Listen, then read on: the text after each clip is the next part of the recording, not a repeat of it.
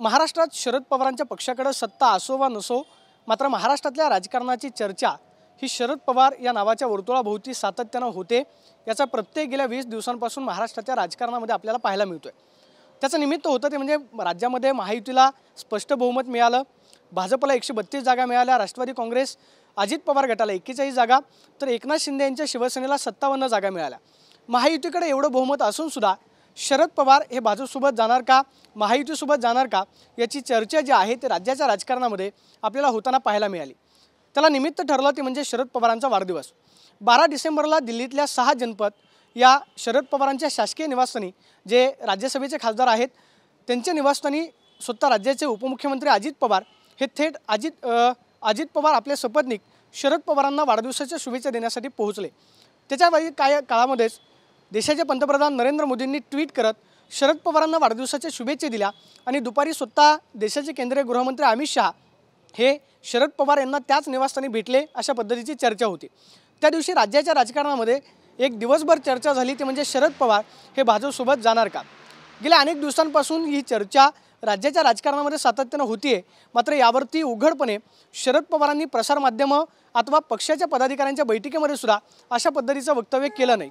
त्यामुळे राष्ट्रवादी काँग्रेस शरदचंद्र पवार पक्षाच्या कार्यकर्त्यांमध्ये सुद्धा एक पद्धतीची संभ्रमावस्था होती ते म्हणजे शरद पवार नक्की काय भूमिका घेणार। राज्यामध्ये तर महायुतीला स्पष्ट बहुमत आहे, त्यामुळे शरद पवारांची पक्षाची आमदारांची तशी पाहता जास्त गरज जी आहे ती महायुतीला नाही आहे, कारण जेमतेम 10 आमदारांचं संख्याबळ जे आहे ते शरद पवार यांच्या राष्ट्रवादीकडे आपल्याला पाहायला मिळते। मात्र चर्चा सुरू झाली, कारण जरी महायुतीचं असलं तरी केंद्रामध्ये राष्ट्रवादी काँग्रेस शरदचंद्र पवार पक्षाकडे 8 खासदारांचं संख्याबळ आहे आणि ह्याच 8 खासदारांच्या संख्याबळावरती एनडीएचा दावा असल्याचा, एनडीएचा डोळा असल्याचं सातत्यानं राजकीय जाणकारांकडून सांगितलं जातं। त्याचं कारण असं की 272चा आकडा गाठताना एकट्या भाजपला केंद्रामध्ये जवळपास 240 जागा मिळाल्या, मात्र त्यांना मित्रपक्षांची मदत जी आहे ती घ्यावी लागली आणि मित्रपक्षांवरतीच एनडीएचे सरकारची मदार जे आहे ते अवलंबून असलेले आपल्याला पाहायला मिळते। ज्याच्यामध्ये प्रामुख्याने आपल्याला उल्लेख करता येईल ते म्हणजे आंध्र प्रदेशचा तेलुगू देसम पक्ष आणि दुसऱ्या बाजूला जनता दल, जो बिहारमध्ये नितीश कुमार यांच्या नेतृत्वामध्ये 12 जागा ज्या आहेत, 12 खासदार जे आहेत ज्या पक्षाचे निवडून आले, या 2 महत्त्वाच्या पक्षांवरती एनडीएची मदार जी आहे ते आपल्याला पाहायला मिळते। मात्र या एनडीएला या 2 मित्र पक्षांपासून धोका आहे का, सातत्यानं राजकीय जाणकारांकडून याची चर्चा केली जाते की सध्या तरी केंद्रातल्या एनडीएला याचा धोका नाही, मात्र भाजपकडून खबरदारी म्हणून राष्ट्रवादी काँग्रेस शरदचंद्र पवार पक्षाच्या खासदारांना संपर्क केला जातोय का, याची सुद्धा चर्चा होते।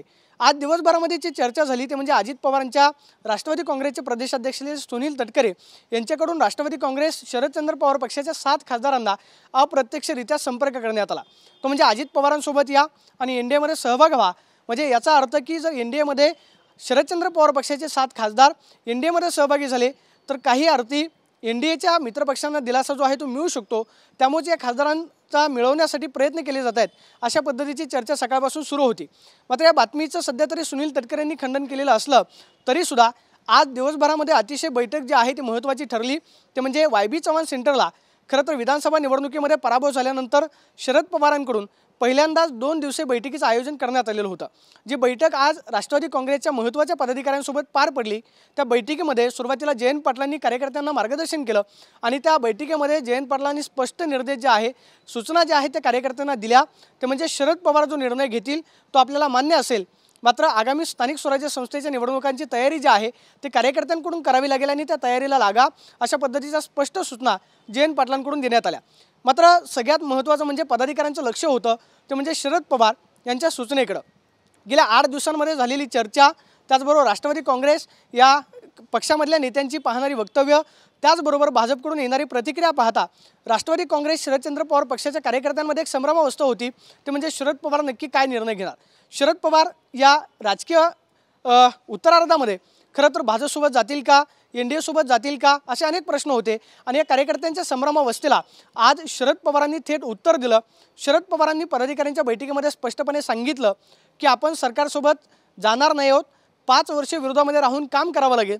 त्यामुळे राष्ट्रवादी काँग्रेस शरदचंद्र पवार पक्षाच्या कार्यकर्त्यांमध्ये संभ्रम निर्माण झालेला होता, तो कुठंतरी आज शरद पवारांनी स्वतः दूर केला आहे असं म्हणावं लागेल। त्याचं कारण होतं ते म्हणजे विधानसभा निवडणुकीमध्ये पराभव झाल्यानंतर ज्या केडरला उत्साह त्याचबरोबर ऊर्जा देणं गरजेचं होतं, त्याच्यावरती आज स्वतः शरद पवारांनी पडदा टाकत कार्यकर्त्यांना थेट संदेश दिलेला आहे की आगामी स्थानिक स्वराज्य संस्थेच्या निवडणुकांच्या तयारीला लागा। आगामी स्थानिक स्वराज्य संस्थेच्या निवडणुका ज्या आहेत त्या आपल्याला ताकदीने लढवायच्या आहेत आणि त्याच्यासाठी तयारी म्हणून स्वतः शरद पवारांनी आज कार्यकर्त्यांना स्पष्ट संदेश दिला की आपण भाजपसोबत अर्थात राज्यात महायुतीसोबत आणि केंद्रात NDA सोबत जाणार नाही आहोत। आज दिवसभरामध्ये चर्चा झाली ते म्हणजे 7 खासदारांना जो अजित पवार गटाकडून संपर्क करण्यात आलेला होता त्यावरती शरद पवार गटातल्या काही खासदारांचं म्हणणं आहे की अप्रत्यक्षरित्या आम्हाला संपर्क साधण्याचा प्रयत्न झाला, मात्र या वृत्ताचं स्वतः प्रदेशाध्यक्ष सुनील तटकरे यांनी खंडन करत अशा कोणत्याही पद्धतीचा प्रतिसाद जो आहे, संपर्क जो आहे आपण केला नसल्याचं म्हटलेलं आहे। 10 तारखेला सुनील तटकरे यांची यावरती पत्रकार परिषद पार पडते, मात्र शरद पवारांच्या आजची पदाधिकाऱ्यांच्या बैठकीतली प्रतिक्रिया अतिशय महत्त्वाची म्हणावी लागेल। ते म्हणजे गेल्या 20 दिवसांपासून राज्याच्या राजकारणामध्ये जी चर्चा होती ती शरद पवार भाजपसोबत जाणार का, त्यावरती आता शरद पवारांनी थेट स्पष्टपणे सांगितलेलं आहे की 5 वर्ष विरोधामध्येच राहून आपल्याला राज्यामध्ये काम करायचं आहे। याचा अर्थ की शरद पवार राज्यातली विरोधी पक्षाची भूमिका जी आहे ती 10 आमदारांच्या माध्यमातून आणि केंद्रामध्ये 8 खासदारांच्या माध्यमातून पार पाडताना आपल्याला पाहायला मिळत आहेत। मात्र राजकीय त्यांच्या उत्तरार्धामध्ये स्वतः शरद पवारांनी जाहीर केलेलं आहे की जो माझा राज्यसभेच्या सदस्यत्वाचा कार्यकाळ राहिलेला आहे त्यानंतर मी निवडणूक लढवायची की नाही यावरती कार्यकर्त्यांशी विचार घेऊन तो पुढचा निर्णय जो आहे तो मी जाहीर करेन। मात्र सध्या तरी राजकीय त्यांचा राज्यसभेचा सदस्यत्वाचा जो कार्यकाळ शिल्लक राहिलेला आहे त्या कार्यकाळामध्ये सुद्धा शरद पवार तुर्तास तरी कोणताही निर्णय घेताना आपल्याला पाहायला मिळत नाही। त्याचं कारण म्हणजे आतापर्यंत शरद पवारांचं आपण राजकारण जर पाहिलं तर सुरुवातीपासूनच जो भाजपवरती सातत्याने आरोप करण्यात येतोय की धर्मांध शक्ती ज्या आहेत ते म्हणजे धर्माच्या विरुद्ध विचारांना खतपाणी जे आहे ते भाजपकडून घातलं जातं अशा पद्धतीचा थेट आरोप केला जातो किंवा जातीयवादाचा जो आरोप लावला जातो त्याचं राजकारण जे आहे ते शरद पवारांच्या अगदी उलट आहे। त्यामुळे शरद पवार राजकीय उत्तरार्धामध्ये भाजपसोबत जातील किंवा महायुतीसोबत जातील जे राजकीय जाणकारांकडून सांगण्यात येत होते की शरद पवार तुर्तास तरी हा निर्णय घेणार नाहीत, मात्र आज शरद पवारांनी स्पष्ट केलं की आगामी स्थानिक स्वराज्य संस्थांच्या निवडणुकांची तयारी करा आणि 5 वर्ष राज्यामध्ये विरोधामध्ये राहून काम करा। आता आगामी स्थानिक स्वराज्य संस्थांच्या निवडणुकामध्ये राष्ट्रवादी काँग्रेस शरदचंद्र पवार यांचा पक्ष स्वबळावरती निवडणूक लढवतो की मग महाविकास आघाडी म्हणून शरद पवार पुन्हा एकदा राज्यामध्ये स्थानिक स्वराज्य संस्थांमध्ये महाविकास आघाडीची मोठ बांधतात हे पाहणं महत्त्वाचं असेल।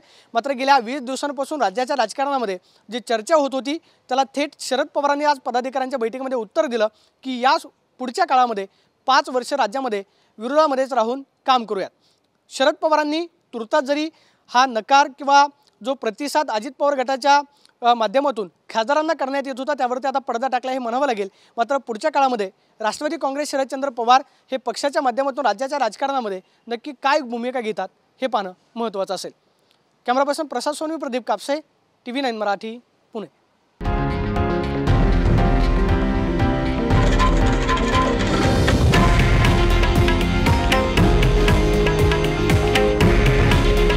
हे आहे देशातील नंबर 1 न्यूज नेटवर्क आणि आपण पाहत आहात TV9 मराठी।